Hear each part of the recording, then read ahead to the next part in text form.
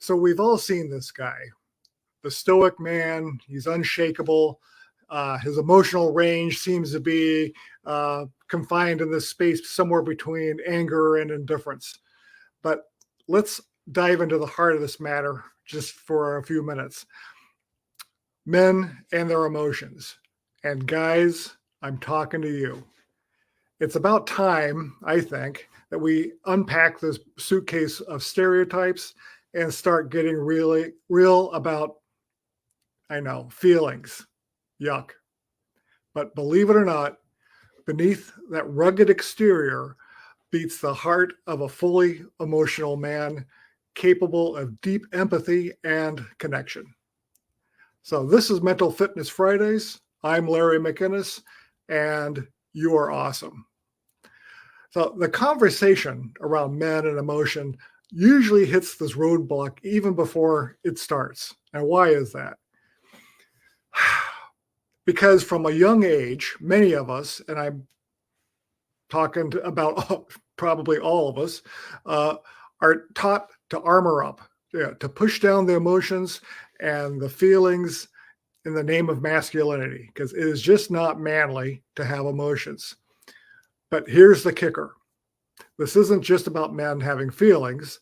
It's about society handcuffing us and telling us that it is not okay to express them. So this emotional straitjacket doesn't just limit men. It limits everyone around them. And it stifles the potential for genuine human connection.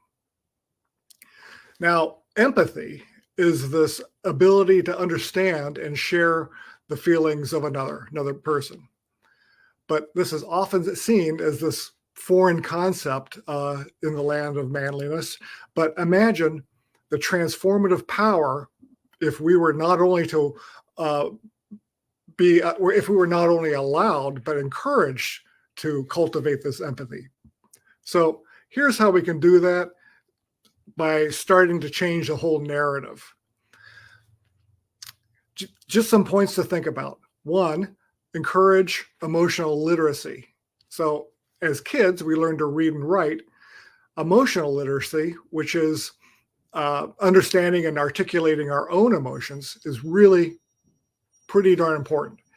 It's about giving men the language to express what's happening on the inside.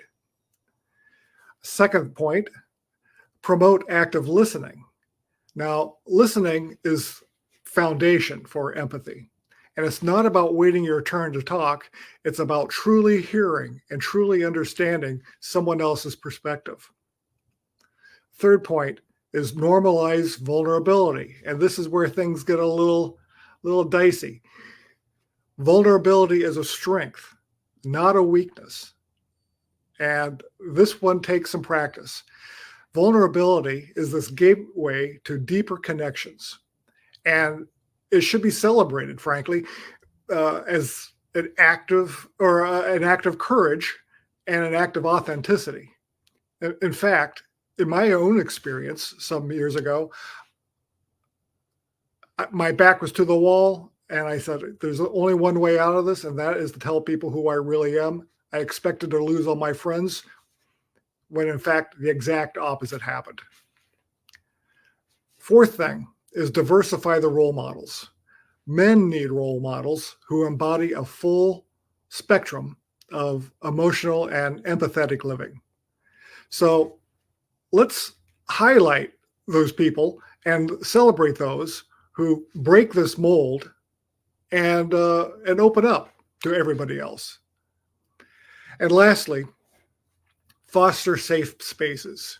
We can create environments at home and at work where men can share their emotions without fear of judgment.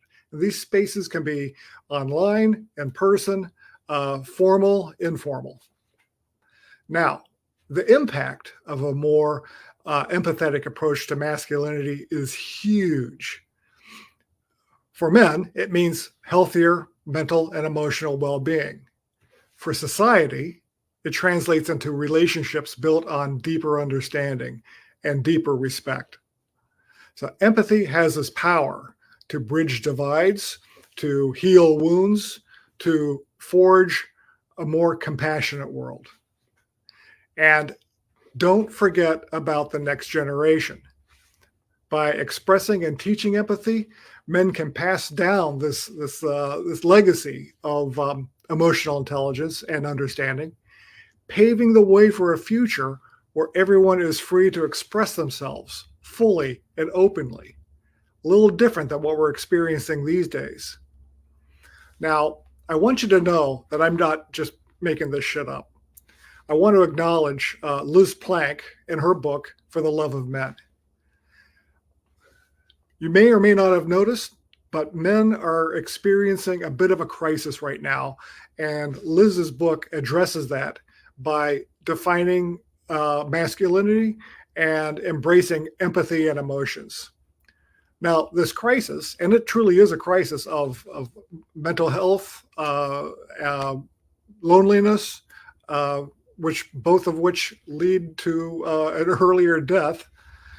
This crisis wasn't created by men alone, and it certainly doesn't impact only men.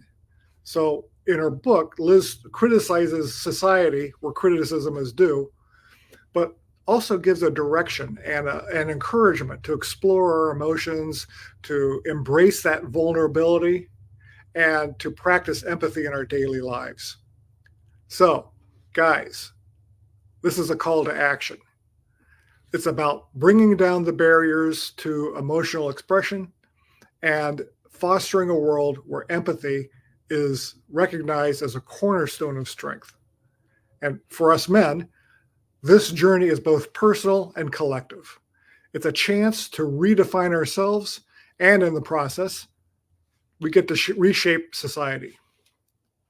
So guys, your capacity for empathy is a superpower, and it's yet to be unleashed.